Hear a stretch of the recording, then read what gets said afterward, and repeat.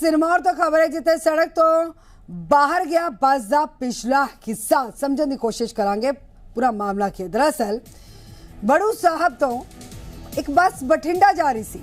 बड़ू साहब तो एक बस जो है वो बठिंडा जा रही सी और बस दे विच दर्जना सवारियां सवार सन। सारियां सवारियां नूं सुरक्षित हालांकि बाहर कढ़ लिया गया। बस दे रेस्क्यू का काम भी शुरू कर दिता गया। टीवी स्क्रीन ते देखो ये हालत की है बस की।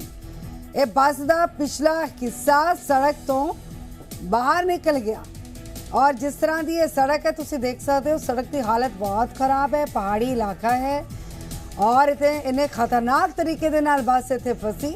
कई जिंदगियां फसियां हुई सन। बड़ू साहब तो बठिंडा जा रही सी बस। हालांकि जो सवारियां सन उन्होंने रेस्क्यू कर लिया गया है। उन्होंने पूरी बस जो है तुसी देख सकते हो सारिया सवारियों बाहर कढ़ लिया गया है। PRTC की बस है, क्रेन उत्थे मौजूद है।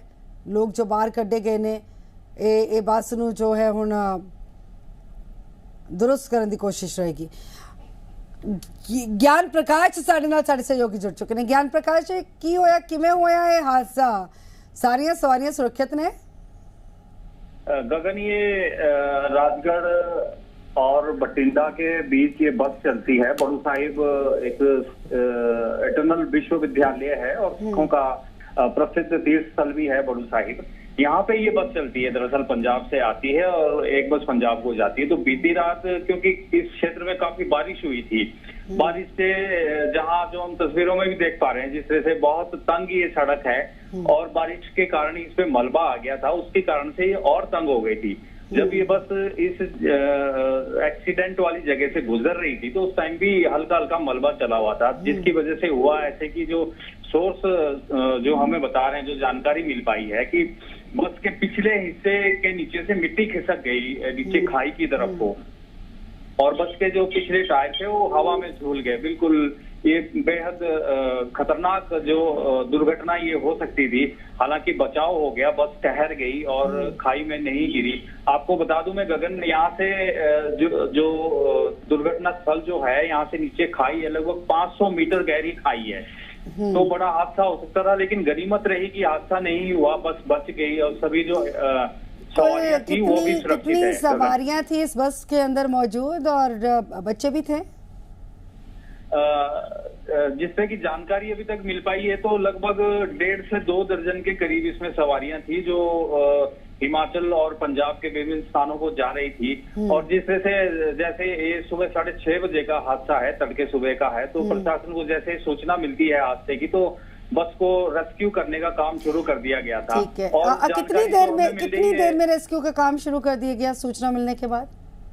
लगभग 1 से 1.5 घंटे के भीतर यहाँ पे रेस्क्यू शुरू हो गया था। हालांकि सवारियों को जैसे चालक को बस के दुर्घटनाग्रस्त होने का अंदेशा हुआ, उसने बस को बड़ी समझदारी से रोक के सवारियों को सुरक्षित तरीके से उतारा गया। लेकिन इस मंजर को देखकर हम समझ सकते हैं कि जिस वक्त ये हादसा हुआ होगा जान तो सांसों में अटक गई होगी सवारियों की। इस वक्त बहुत ज्यादा डरे होंगे।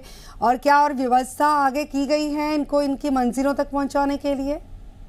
जी निश्चित तौर पे ये बेहद खतरनाक हो सकता था हादसा और डर भी जाहिर सी बात है। इस तरह का हादसा होने से जो बचा है उसमें सवारियों को डर भी बेशक लगा है, लेकिन प्रशासन ने मुस्तैदी दिखाते हुए सभी सवारियों को दूसरी बसों के माध्यम से उनको मुख्य जो बस स्टैंड है राजगढ़ वहां पहुंचा दिया गया है, जहां पे वो आगे की बसेज के लिए जा सकती हैं। बिल्कुल, लेकिन एक गंभीर समस्या भी है कि जैसे ऐसे इलाके होते हैं जहां पर संकरी सड़कें होती हैं, लेकिन वो सड़कें भी खराब स्थिति में होती है। यहाँ पर एक बड़े स्तर पर सवाल खड़ा हो जाता है, प्रशासनिक स्तर पर इन सड़कों को लेकर क्या व्यवस्था की जाती है?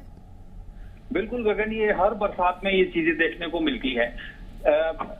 पहली बात तो ये है कि पहाड़ों में अधिकतर जो लिंक रोड है वो बड़े संकरे हैं और ऊपर से जब बारिश होती है तो उसमें पहाड़ की तरफ को मलबा आ जाता है, जिसकी वजह से सड़कों की चौड़ाई और कम हो जाती है और दुर्घटना की जो वहाँ पे संभावना है हर समय बनी रहती है।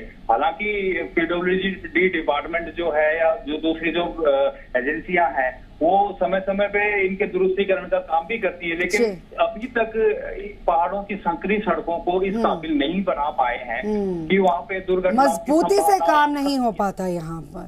ठीक है, बहुत बहुत शुक्रिया ज्ञान प्रकाश फिलहाल तक की जानकारी के लिए।